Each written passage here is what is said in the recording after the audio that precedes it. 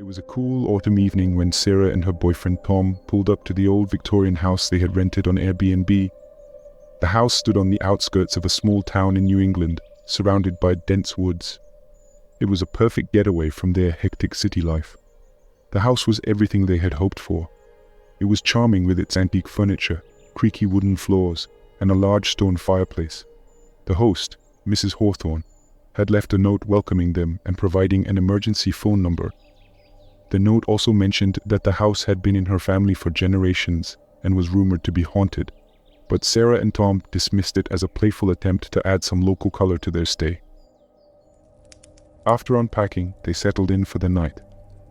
Tom started a fire in the fireplace while Sarah prepared dinner in the quaint kitchen.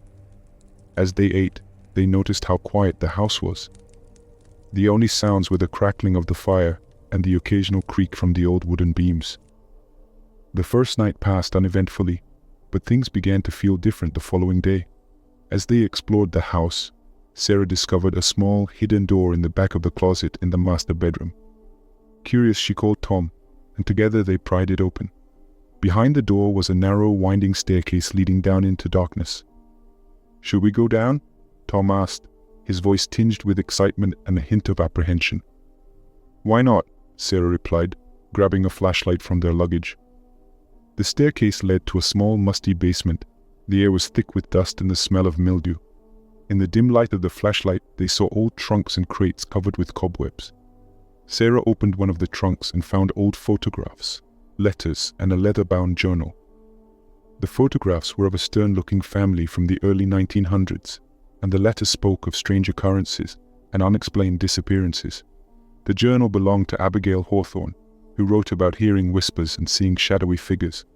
As Sarah read aloud, a chill ran down her spine. Tom suggested they take a break and go back upstairs. That night, Sarah was awakened by faint whispers. She nudged Tom, but he dismissed it as the wind. The whispers grew louder and more distinct, like multiple voices speaking at once in an unknown language. Sarah followed the sound to the basement, hesitating before descending into the darkness. The whispers intensified, filling her with fear. Suddenly, a cold hand touched her shoulder. She spun around, catching a glimpse of a shadowy figure before it vanished. She screamed, dropping the flashlight. Tom rushed down and pulled her back upstairs. They decided to leave the next morning but found their suitcases empty. Frantic, they searched the house, but their belongings had vanished. The whispers returned, now audible even in daylight. The air grew colder, and shadows seemed to move on their own. They called Mrs. Hawthorne, but there was no answer. Desperate, they left with just their phones and wallets, but the front door wouldn't budge. It was as if an unseen force was keeping them trapped. As night fell, the atmosphere in the house became oppressive. The whispers turned into screams, and shadowy figures darted in and out of their vision. They huddled together in the living room, trying to stay awake. Just before dawn, the noises stopped. An eerie silence settled over the house. Gathering what little courage they had left, Sarah and Tom made their way to the front door, which opened easily. They ran to their car and sped away without looking back. They contacted the local authorities once they were safe in a nearby town. The police investigated the house but found no signs of Sarah and Tom's belongings or any evidence of the paranormal events they described. Days later, Sarah received a message on her phone from an unknown number. It was a slightly ajar photo of the hidden door in the closet, with a shadowy figure standing in the doorway. The message read, "You can never leave." Terrified, they tried to forget their ordeal, but the memory of the whispers and shadows haunted them. They had escaped the house, but it seemed the house had not let go of them. The whispers sometimes returned in the dead of night, reminding them that some places are not meant to be disturbed, and some doors should never be opened. Sarah and Tom tried to move on with their lives, but the incident at the old Victorian house lingered in their minds. They jumped at shadows and avoided mirrors, afraid of what they might see. They decided to move to a new apartment, hoping a change of scenery would help them forget. However, Sarah woke up to the familiar whispers the first night in their new place. She sat up, her heart pounding, and saw a shadowy figure at the foot of the bed.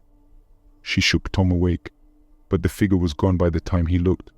They realized that whatever haunted the house had followed them. Desperate, they began researching the history of the Victorian house.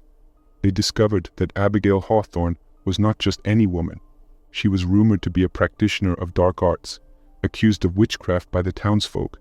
Her family had mysteriously disappeared one by one, and it was said that she had cursed the house before her disappearance. Sarah and Tom sought help from a local paranormal investigator named Rachel. When they explained their situation, Rachel seemed genuinely concerned. She agreed to visit their new apartment to conduct a thorough investigation. Rachel arrived with an array of equipment: EMF meters, thermal cameras, and audio recorders. As soon as she stepped into the apartment, she felt a cold, oppressive presence. "There's something here," she said, setting up her equipment. That night, Rachel stayed with Sarah and Tom, recording everything. The whispers started again around midnight, growing louder and more menacing. Rachel's equipment went haywire, detecting extreme fluctuations in temperature and electromagnetic fields. Suddenly, a dark, shadowy figure appeared in the middle of the room. Rachel called out, demanding to know what it wanted. The figure didn't respond, but the whispers intensified in a language none could understand. Rachel believed they needed to perform a ritual to sever the connection between the spirit, Sarah, and Tom. She explained that it was risky, but necessary. They agreed, willing to do anything to be free of the haunting. They gathered Rachel's materials, candles, salt, and various herbs. They formed a circle in the living room that night, with Rachel leading the ritual. She chanted in a language Sarah and Tom didn't recognize, sprinkling salt around the circle and burning the herbs. As the ritual progressed, the temperature in the room plummeted. The whispers became screams, and the shadowy figure appeared again, now more defined and menacing. It tried to break into the circle, but the salt barrier held. Rachel continued chanting, her voice growing louder and more forceful. The figure writhed and shrieked, its form distorting. With one final piercing scream, it dissipated into the air, leaving an eerie silence. The ritual seemed to work. The whispers stopped, and the apartment felt lighter, more normal. Sarah and Tom finally felt a sense of relief. They thanked Rachel profusely and tried to return to their daily lives. However, a few weeks later, Sarah received another message from an unknown number. This time, it was a photo of their new apartment with a shadowy figure lurking in the corner. The message read, "You can't escape." Panicked, they contacted Rachel again, but she had mysteriously disappeared. Her phone was disconnected and her office was abandoned. It was as if she had never existed. Determined to end the nightmare, Sarah and Tom returned to the Victorian house. They broke in and headed straight for the basement, rummaging through old trunks until they found a final entry in Abigail's journal. It spoke of a hidden basement room where Abigail performed her rituals. Following the journal's instructions, they found a concealed trapdoor leading to a small candle-lit chamber with strange symbols on the walls. On an altar, they discovered a book bound in human skin. Sarah realized they needed to perform a counter-ritual from the book to break Abigail's curse for good. Sarah and Tom gathered the materials and returned to the chamber.